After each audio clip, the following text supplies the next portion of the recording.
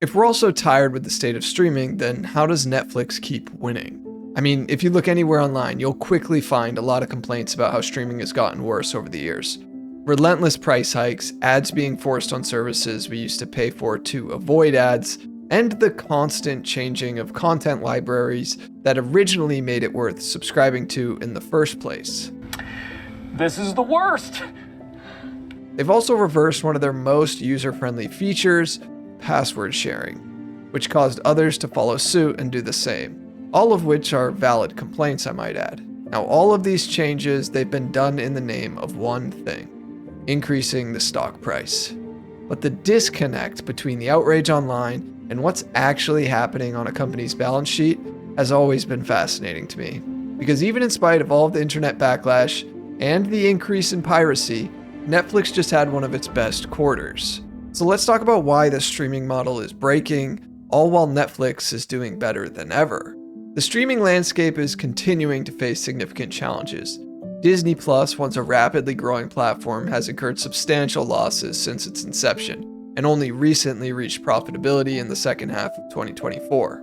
While their gains have been modest, their profitability can be attributed to 60% of new subscribers opting for their new ad-supported tier, along with overall subscription price increases. But it remains to be seen if they can continue to seek a clear path towards profitability. Paramount Global, which has Paramount Plus, is awaiting regulatory approval to be acquired by Skydance Media for $8 billion as it grapples with financial pressures. While Paramount Plus has recently reached profitability as well, the company as a whole has been struggling with its linear TV networks. It doesn't help that one of their most popular shows, Yellowstone, isn't even on their own streaming platform. Peacock, which is NBC's universal streaming service, is struggling to gain a significant market share, and Warner Bros. Discovery's Max has undergone multiple rebranding efforts and cost-cutting measures to stabilize its streaming ventures. They also only reached profitability at the end of 2024.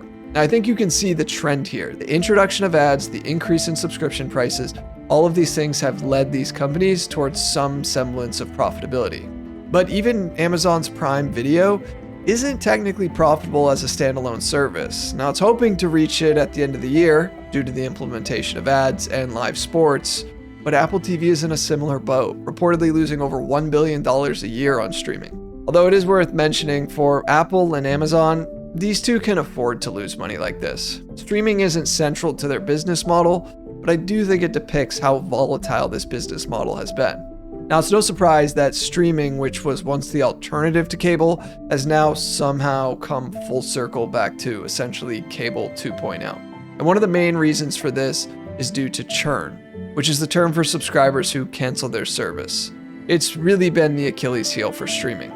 People subscribing for a show and then canceling after a month or two when they finish it, only to join again or join a different platform when they find another show they want to watch. Now, this has led many of the streaming companies to begin bundling their service to try to combat churn in a more solid way, which has essentially turned into a modern version of cable.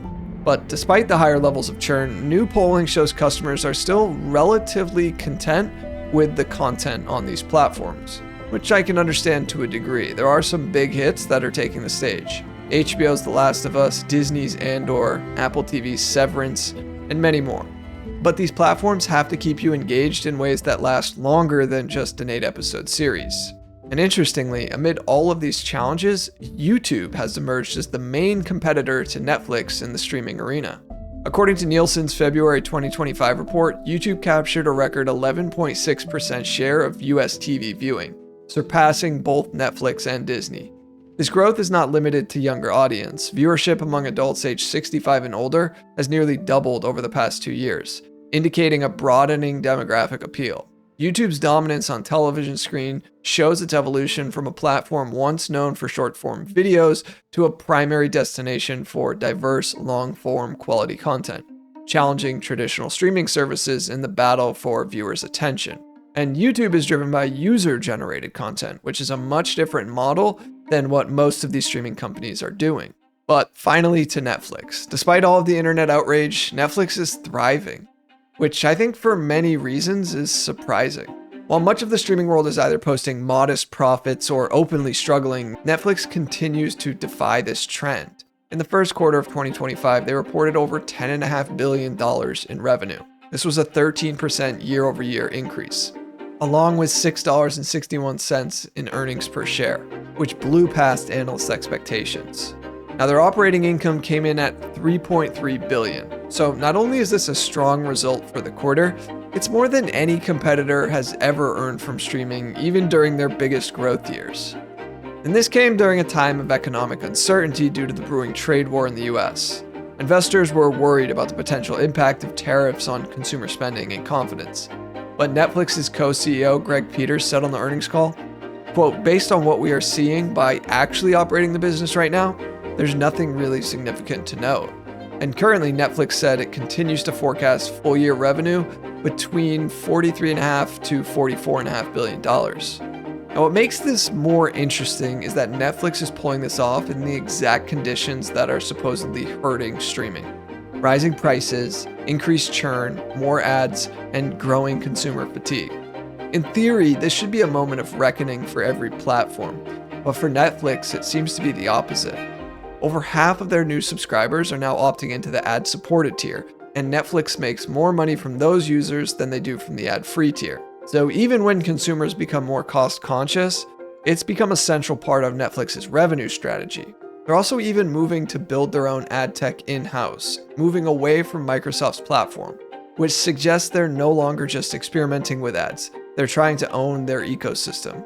Now, last year, Netflix announced they would stop reporting subscriber numbers altogether, and that began during this most recent quarter. To be clear, this is not a small decision, but it does reflect a shift in their priorities, from user growth to profitability. And it will be interesting to see if these other streaming platforms follow suit. But not everyone sees this as a purely strategic move. Some analysts and investors see this as a red flag, a potential signal that Netflix expects slower growth ahead, or at least wants to shield itself from the optics of a flat quarter if they don't grow their subscriber numbers. Others, though, argue that this is the logical next step for a company that's already achieved scale. At nearly 270 million global subscribers, Netflix may simply be signaling that chasing raw user numbers no longer tells the story. Margins, revenue per user, and platform dominance are what matter now. And it appears all of those are moving in the right direction for them. It's not that Netflix has avoided the problems facing the rest of the industry, though. They've just found ways to make those problems work in their favor. But big picture, Netflix has said it plans to double its revenue by 2030 and join the very exclusive $1 trillion market cap club, a milestone only about 10 companies have ever reached. They're also pushing into gaming, quietly but persistently. It's not a real revenue driver for them, and it's not without problems, because just recently Netflix shut down one of its internal AAA studios after struggles with a big budget title. But they haven't entirely backed off the idea either. For now, the games are included with a subscription with no microtransactions and no extra charges.